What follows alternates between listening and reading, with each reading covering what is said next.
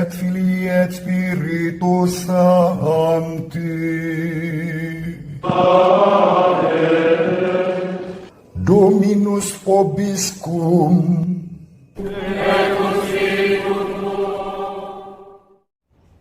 Sahabat peradaban kasih ekologis yang terkasih, selamat berjumpa dalam renungan harian bersama saya melalui channel ini. Salam damai sejahtera untuk panjenengan bersama seluruh anggota keluarga dimanapun juga. Damai sejahtera Kristus menyertai panjenengan dalam hidup, karya, pekerjaan, dan pelayanan panjenengan. Hari ini kita akan membaca dan merenungkan Injil Matius bab 10 ayat 7 sampai 15.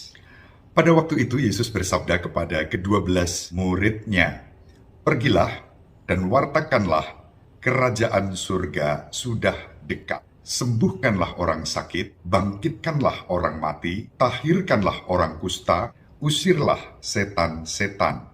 Kalian telah memperoleh dengan cuma-cuma, karena itu berikanlah juga dengan cuma-cuma. Janganlah membawa emas atau perak atau tembaga dalam ikat pinggangmu. Janganlah kalian membawa bekal dalam perjalanan. Janganlah kalian membawa baju 2 helai, kasut atau tongkat, sebab seorang pekerja patut mendapatkan upah. Apabila kalian masuk kota atau desa, carilah di situ seorang yang layak dan tinggallah padanya sampai kalian berangkat. Apabila kalian masuk rumah orang, berilah salam kepada mereka. Jika mereka layak menerimanya, salammu itu turun kepadanya. Jika tidak, salammu itu kembali kepadamu. Apabila seorang tidak menerima kalian dan tidak mendengarkan perkataanmu, keluarlah dan tinggalkanlah rumah atau kota itu, dan kebaskanlah debunya dari kakimu. Sungguh, pada hari penghakiman, Sodom dan Gomora akan lebih ringan tanggungannya daripada kota itu. Demikianlah sabda Tuhan, terpujilah Kristus. Sahabat peradaban kasih ekologis yang terkasih dimanapun berada, hari ini Yesus memberi para rasul beberapa pedoman yang sangat spesifik untuk tugas perutusan mereka. Dan dalam pedoman-pedoman itu dapat disimpulkan dalam satu kalimat, para rasul diharapkan memiliki sikap lepas bebas. Sikap lepas bebas yang ditawarkan Yesus kepada para muridnya tidak lain untuk mengajak mereka supaya mengandalkan kasih Kristus sendiri. Yang diandalkan bukan harta dunia, barang-barang yang fana, melainkan kasih Kristus yang mengutus mereka untuk mewartakan kasih, kerahiman, dan damai sejahteranya kepada segala makhluk.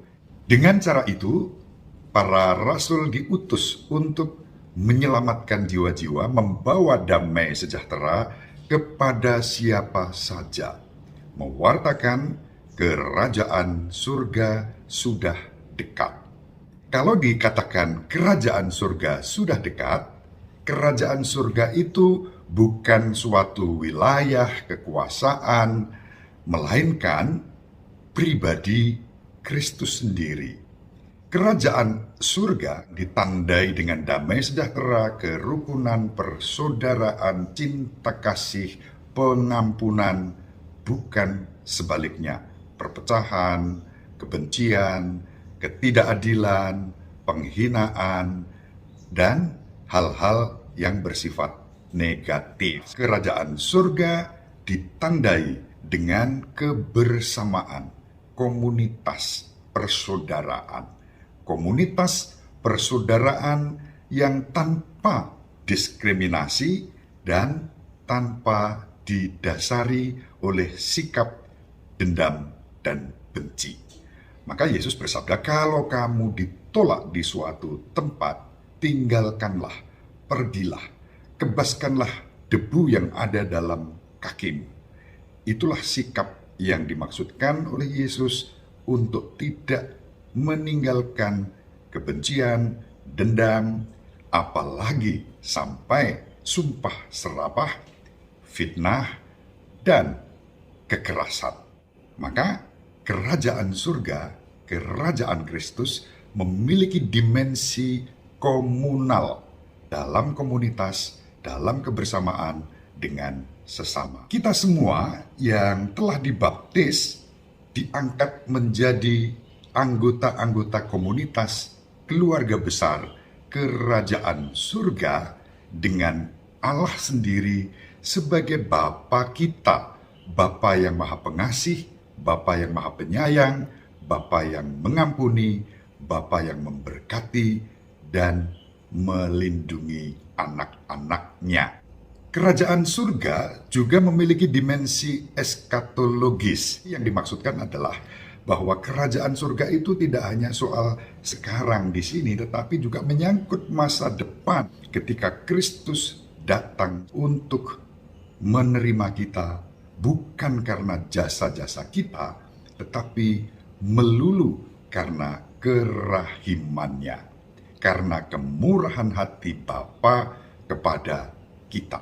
Maka tolok ukurnya adalah Kristus, dan sikap lepas bebas kembali bertumpu dan mengacu pada kekuatan Kristus Sang Penebus. Ketika Kristus menjadi pusat kehidupan kita, kita diubah oleh kasih karunia-Nya. Sikap lepas bebas berarti kita melepaskan semua harapan-harapan palsu dan memilih harapan yang sejati dengan berpegang pada Kristus sendiri.